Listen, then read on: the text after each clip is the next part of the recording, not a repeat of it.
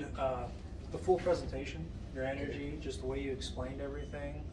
What really stuck out to me was the 80-20. It seems like something that you would practice every day in business, but you just don't, you know. So just bringing a lot of attention to areas that need improvement or could just slip by.